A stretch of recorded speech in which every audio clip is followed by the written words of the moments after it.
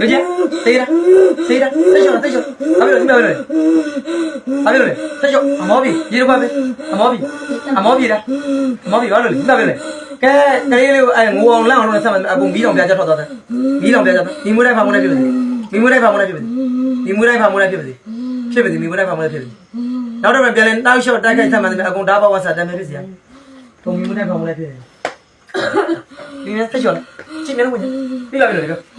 အေးစေးပြောအဲ့ဒါမှသိမပြောဟာအေးပြာနေကြောက်စရာလည်းမလို့လန့်တယ်ပြောဆရာကြီးတယ်ပြောဘာဖြစ်လို့လဲဟမ်ပိုင်းနေတယ်ဒီမှာပိုင်းနေတယ်ပြောဘယ်နာမှမရတာမကြောက်နဲ့ဆရာကြီးတယ်အဲ့အကောင်ဆရာနှိမ့်တယ်လို့ပြောဘာဖြစ်အဲ့ချန်ထဲမှာဒီချန်ကြီးမှာခုရှိသေးလားဟုတ်ချန်ဘုဘကချန်ကြီးတပည့်ချန်လားဘုဘချန်ဟုတ်ချန်တော်နေနော်လောင်လေးကြပေါ့ဒီလောင်ပေါ့အဲ့ဒါသမီးအဆက်မခံရင်ကောင်းကောင်းလေအဲ့ဒါဆက်ကြအောင်ပြီအဲ့ဒါတော့ဘယ်လိုလဲဟာတော့နောက်တော့ဘောင်းမိတ်စာဆက်ဒါဘာဝဆက်တယ်ဒီစီခံကြတယ်အားခိုင်ကိုနာရိုင်းတော့ဒါကလည်းပတ်သက်ပြီးမကောင်းတဲ့အမြင်ပြတဲ့မကောင်းတဲ့မိတ်ဆာမှလည်းလိုက်ခဲ့တာကိုမိဘကြီးနဲ့ချုပ်နာမည်လည်းကျိုးရငါတဲ့တဲ့အကူကြီးလည်းရှိအကူဆိုပါအကူကြီးတော့ပေါ်ပါပြောအကူကြီးလည်းငါနဲ့ချုပ်ရေရေညမကိုချုပ်တာအကူချုပ်ကကြီးလေးပြနေဒီကျိုး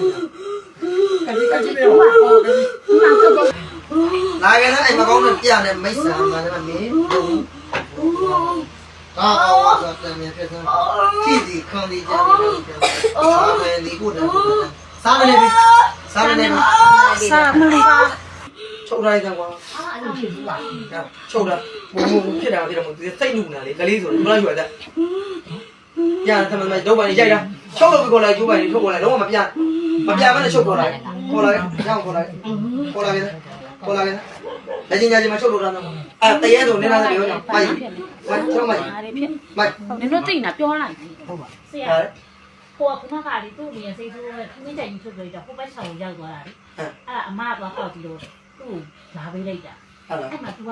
ဒိုင်းမတင်ညရတာလုံးလို့လေဟောက်ပြီးတော့အဲ့မှာ तू ကိုကျိုးဘယ်လိုမြင်ရလဲအဲ့မှာအဲ့ချန်ပီယံမှာကောင်းမင်းတို့တော့စိတ်လျှော်တာမကြီးမင်းညာလေးဆက်လိုက်ရအောင်ထားပြထားလဲရေနေပါရေနေနာညောင်းလာနေပြောင်းဘ